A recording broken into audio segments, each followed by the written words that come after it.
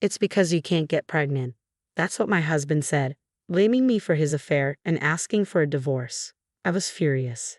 He thought everything would be settled with the divorce, but he was mistaken. The real drama starts now. My name is Susan. I'm 43 and divorced a few months ago. My ex-husband, David, is 48 and we didn't have any children. Sadly, the reason was on my end, but the original cause was partly David's fault too. We married when I was 33, already close to the age for high-risk pregnancy. I wanted to start trying for a baby as soon as possible. I went to the gynecologist to make sure there were no issues with my health. Unfortunately, David got a big project at work, making it impossible to try for a baby. He was assigned to set up a new branch office in another state and had to stay there during the week, only returning home on weekends. David asked me, "I'll try to come home on weekends, but if we have a kid, you'll be mostly on your own. Are you okay with that?" Not feeling confident about managing alone, I hesitated to answer. We couldn't count on help from our families either, as they lived far away. Believing David's words that he might return in a year, I gave up on trying for a baby for the time being. But his assignment ended up lasting 3 years. When he finally returned, we eagerly started trying to conceive, but with no success. A re-examination at the hospital revealed that my ovarian function had declined, likely due to aging. Though there were options like hormone therapy, the chances of pregnancy were slim. I was devastated but knew it wasn't David's fault. He apologized repeatedly. I suggested that we keep trying naturally and enjoy life, just the two of us, and he agreed. However, David's attitude began to change over time. Seeing families out together, he would say enviously, "That must be nice, the perfect family picture." His words also grew harsher. "There are several single mothers at my work who manage despite everything. They get support from the government. You should have just gone for it," he would say, indirectly criticizing my reluctance.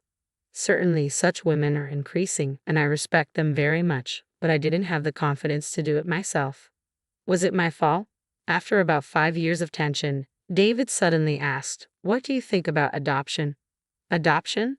That's out of the blue," I replied. "Well, I know a girl who got pregnant before marriage. Why don't we adopt her baby?" he suggested.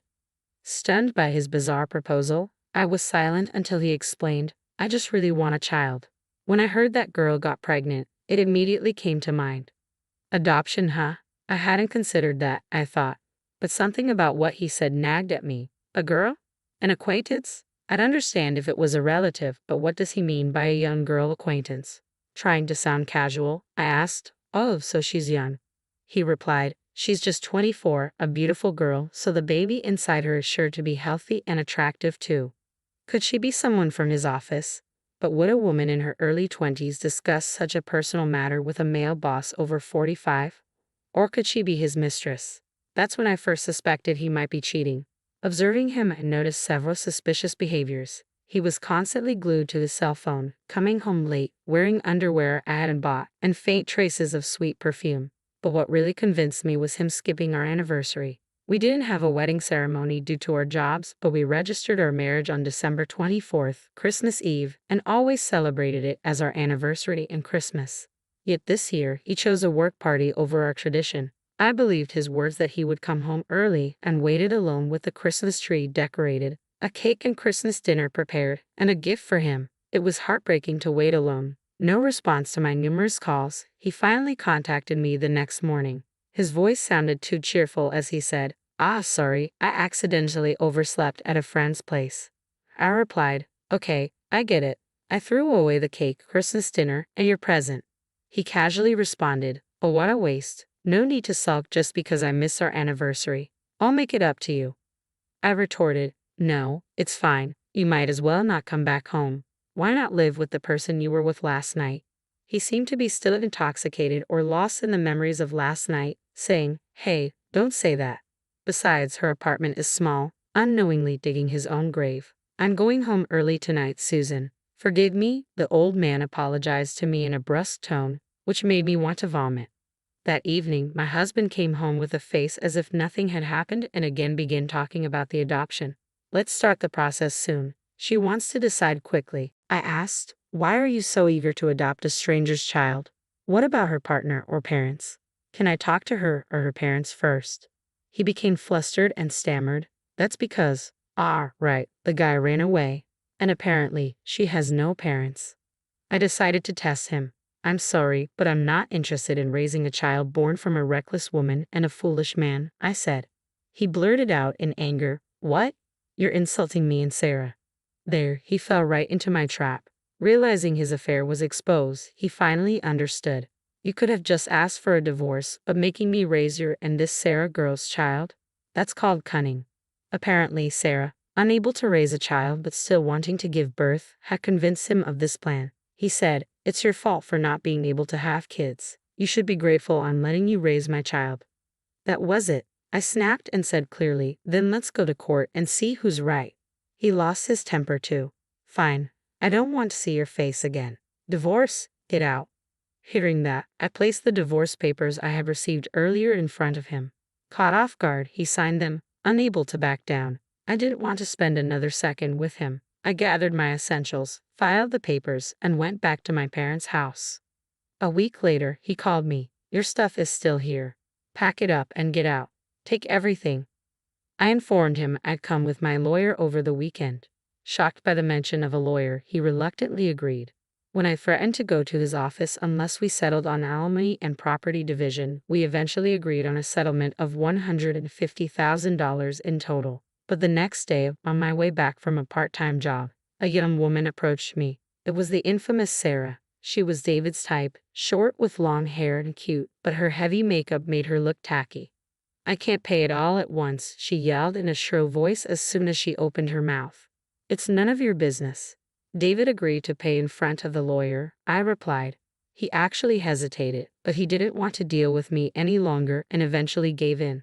Why did you call me there? She demanded. That's something you should ask David, I said, unimpressed. Rest, she mumbled. I thought we could just ditch the alimony sneakily. So she planned to make partial payments and then disappear by moving or changing jobs.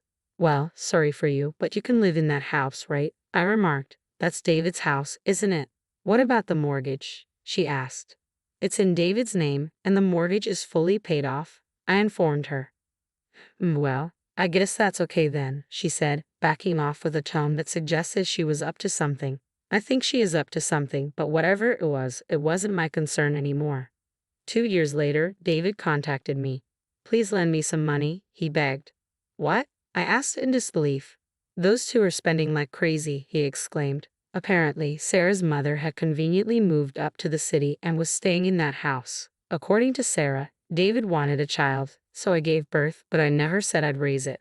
Once she realized she couldn't pawn the child off on me, she said, raising a child is hard, so I'm calling Mom, and brought her mother from the countryside. David initially welcomed her, thinking she'd help with the childcare, but it turned out neither she nor Sarah was doing much parenting and instead spent their time frolicking. Well, knowing her mom, that figures, I said, unimpressed. Then David, who still seems to like Sarah, suddenly yelled at me. Don't insult Sarah, he suddenly yelled at me. She agreed to marry an old man like me and even had my child. It's all your fault for not being able to have kids, he accused, bringing up the past. Okay, I can't argue with that, but can I say something? I asked. What now? He grumbled. Remember when I went for a fertility check 3 years ago? You were tested too, remember? I reminded him. Yeah, I guess, he recalled. I went to hear the results alone. Actually, they said you had issues too, I revealed. What? He gasped in shock. The gynecologist had mentioned that for his age, David's sperm quality was quite poor, making pregnancy unlikely even if I had no issues. I had learned of my problems first, so I assumed I was the main cause and didn't want to hurt him by revealing his results. That can't be. Sarah got pregnant, he argued in denial. Whether it's your child or not, I don't know, I said, silencing him. His reaction suggested he might have had doubts himself. I rubbed salt in his wound. Even if a DNA test proves it's not your child, it might not change anything. What do you mean? He asked, confused. The child is over a year old, right? I pointed out. So what? He pressed. Current law doesn't recognize paternity disavowal suits filed after a year since birth. I explained. If discovered after a year, a different lawsuit is needed, often leading to disputes. Even if a DNA test proves no biological relation, there's a chance of losing the case. Why? The test clearly shows it's not my biological child, he protested. Well, there's a Supreme Court ruling. Even after divorce, the man had to pay child support. I explained thoroughly. Hearing this, David just muttered, "It can't be, it's not true," in a trembling voice. Sorry for your troubles. According to neighbors, those two, or rather three, are constantly battling every day. It's unclear if the child is David's or not. We're getting divorced. Get out, sell this house and pay child support. I'm never leaving. You get out. Such arguments are heard daily, and they're reportedly quite intense. They've had the police called on them multiple times, and both women have even been detained. As for me, I'm currently living with my parents. I don't know what the future holds, but I'm enjoying my single life, keeping busy with work and hobbies.